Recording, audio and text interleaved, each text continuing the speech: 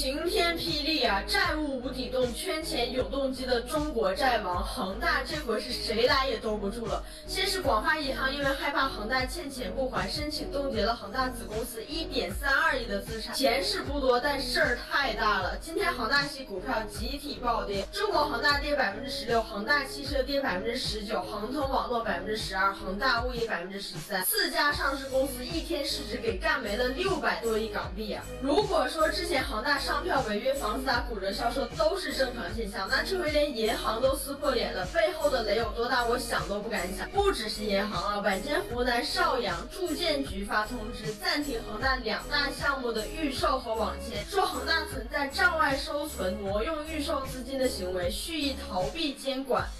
一边是银行冻结资产，一边又是被暂停预售和网签，一边被催债，一边不让赚钱。这回恒大的现金流就是王八进鸡窝，完蛋了。更可怕的是，就广发银行的表态，如果引发所有的债主都来收账，会发生怎样的挤兑踩踏，想都不敢想。恒大现在的市值只有1000亿，但关联的债务是万亿级别的，一旦现金流断裂，上万亿的债务能瞬间吞噬恒大，而且恒大系股价暴跌，许老板卖股权还债只会越来越难。难怪恒大又在考虑让恒大冰泉在港上市的事了，这圈钱老套路还没完没了了。